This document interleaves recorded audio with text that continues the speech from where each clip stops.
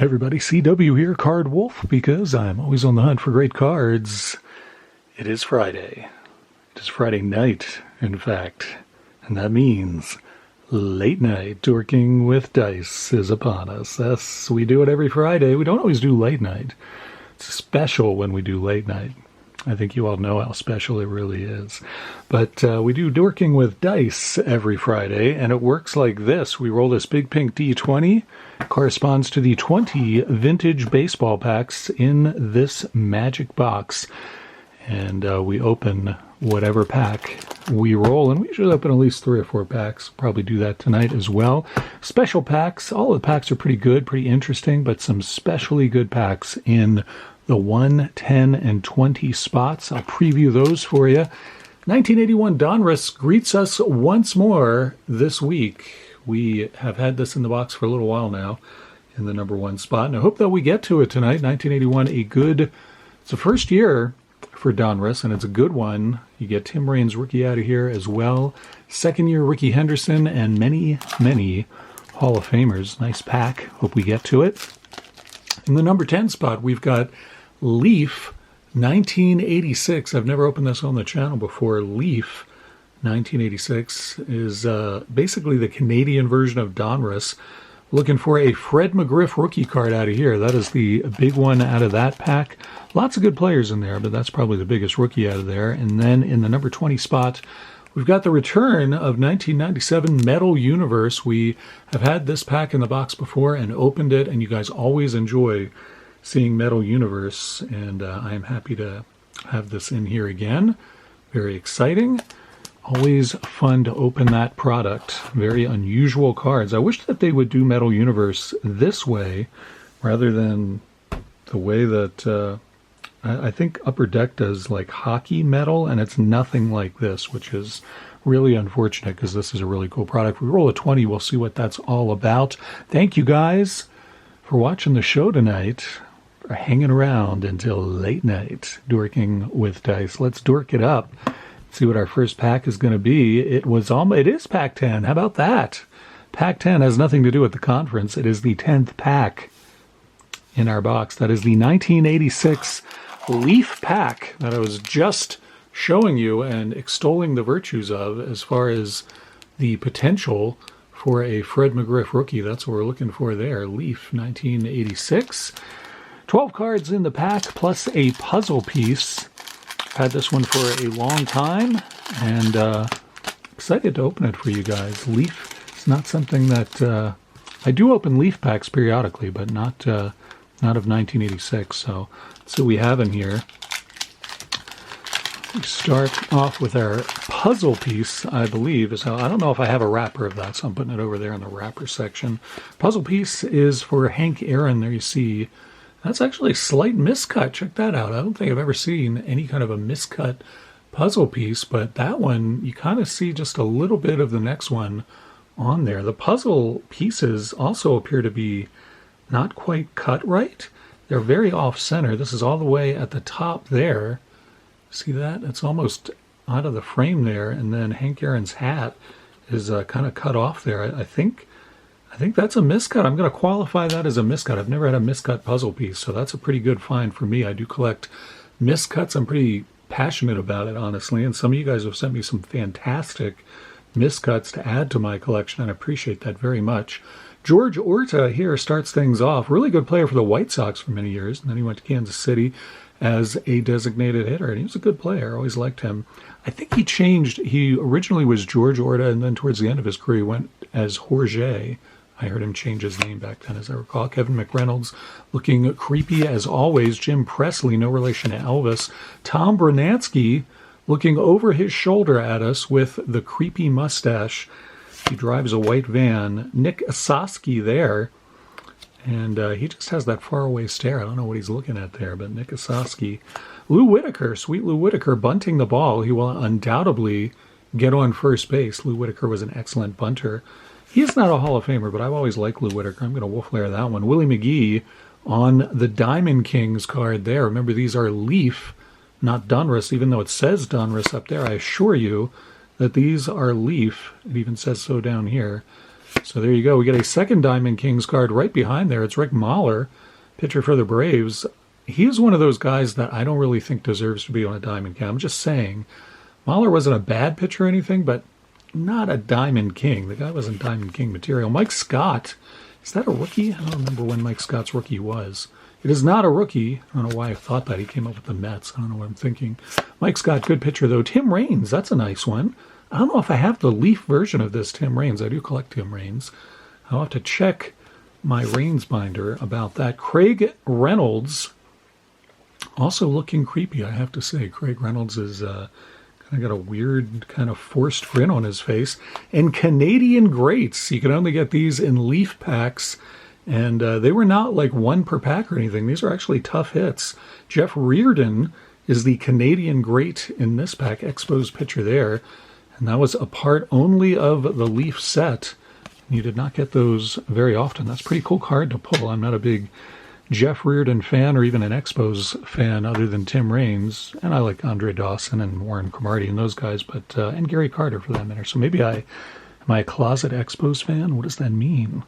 It makes me question my entire life choices. All right, let's roll another die before I think too strongly about what it took to get me here. Let's see what we have here for our second pack. It is pack 17. If you watch the channel a lot, you know I always sneak in something extra special in the 17 slot because we roll it an inordinate amount of time. We roll 17 like, we don't roll it every week, but we roll it a lot. And 17 this week is a really good one.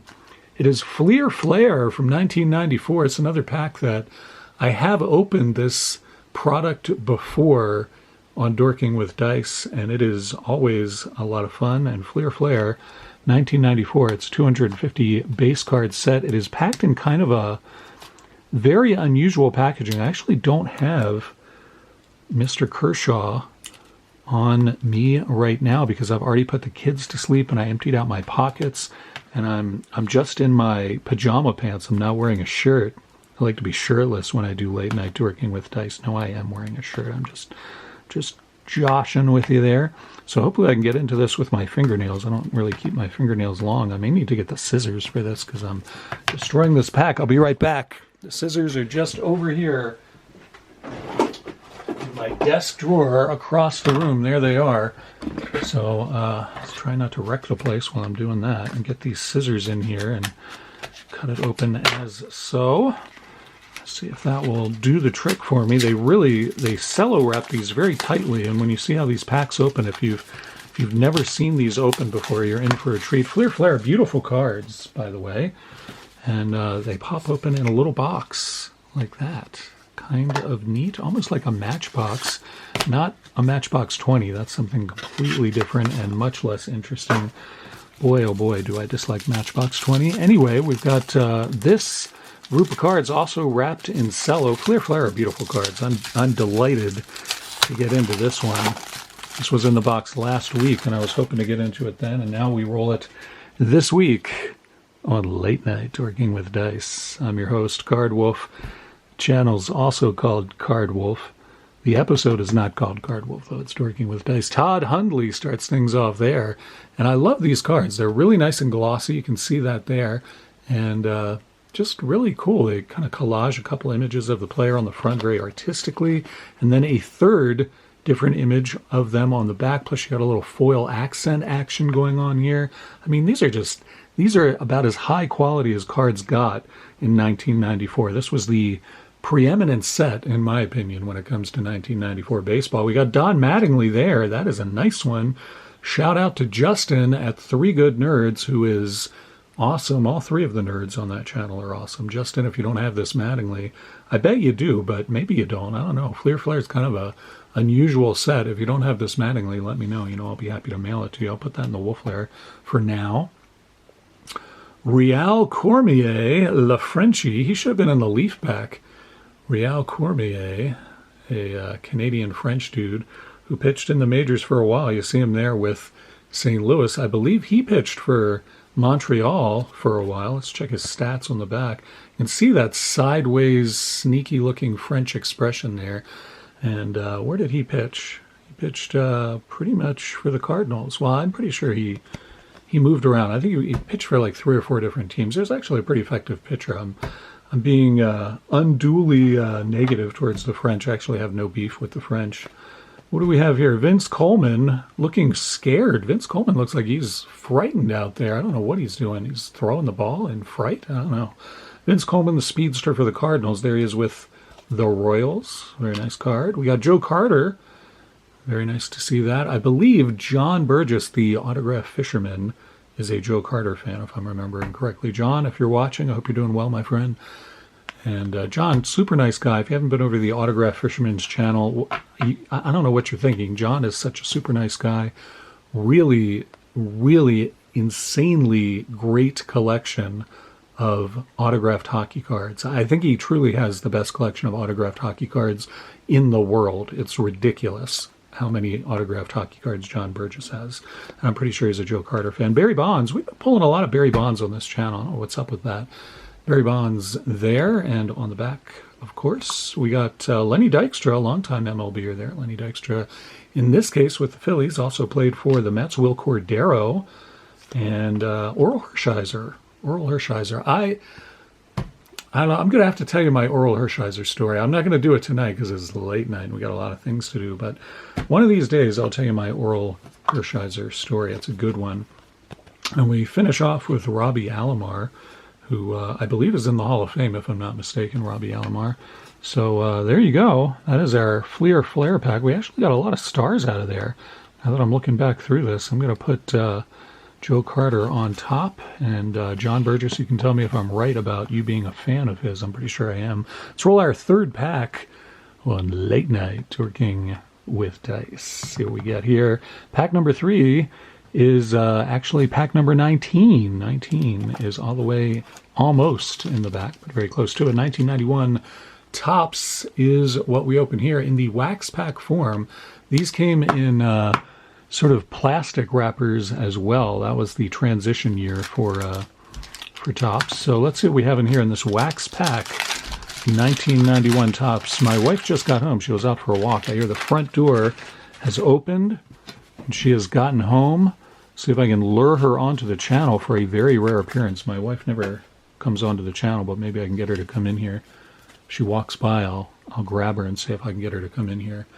Start off the 1991 Topps pack with Kevin Wickander, who I do not remember, from Cleveland. I absolutely don't remember that guy. Maybe you guys do. These don't have any images on the back because it was just Topps base. Kevin Romine. And we got Mark Davidson and Gary Green. Barry Larkin All-Star card. Very nice to see that one. Very nice card. Glenn Braggs, another Reds there. 2 in a row. Tommy Gregg, who looks absolutely frightened of the ball. Tommy Gregg looks scared out of his mind about what is going to be thrown at him there. We got Doug Drabek, another All-Star. 2 All-Star cards in the same pack. That's pretty nice. Kevin Brown. Randy Velarde for the Yankees. Mike Aldretti. We got Matt Williams there and Junior Felix. I often say I would not ever want to have the nickname Junior. It doesn't really work for me. Dwight Smith going up against the wall at Wrigley. And Jason Grimsley. One of you will have to tell me if Jason Grimsley is the son of Ross Grimsley, who pitched in the 70s, mostly as a relief pitcher. He pitched for the Orioles and several other teams. I think he is, but I'm not 100% sure of that. So there we go. Nothing huge out of that pack, unfortunately. Let's roll a 4th pack tonight and see what we can get on Late Night Dorking with Dice. It is, wow, that was a rolly one. Still a rolly one. It is pack 4. Go up here and count 4. 1, 2, 3, and 4. It's another Topps wax pack. It is 1988 Topps wax pack. Very nice to see this one. I don't think we've opened one of these for a while. It's from Joe Keefe. Thank you very much, Joe. Joe Keefe sent us a rack pack quite a while ago, and it was a very good one. He included some unopened material in there, which I always appreciate. Joe Keefe, thank you once again for sending this. I really appreciate it when you guys do that. And Joe has been a friend to the channel for quite a long time. Great supporter of this channel, really friendly guy, and great collector as well. So Joe, thank you so much for sending this. A very nice 1988 pack of Topps. I'm always happy to get this kind of stuff. We opened a 91 just a moment ago, and now we've got an 88. Get our propaganda card there with Jack Clark's face on it. Craig Nettles, I think this is his last card, actually, with the Braves. He was, of course, best known for his time with the Yankees, but I think he finished his career with the Braves. I think that's his last card. Bruce Hurst and Howard Johnson, known for his restaurants and hotels. Andy Allenson, catcher for the Indians. And Don Mattingly, that's weird. 2 Don Mattingly cards in one night. We never pull Mattingly, or at least not very often. I can't remember the last time we even pulled a Mattingly. My camera's even confused about it. It's like, who's this guy? I can't even get him in focus. Don Mattingly.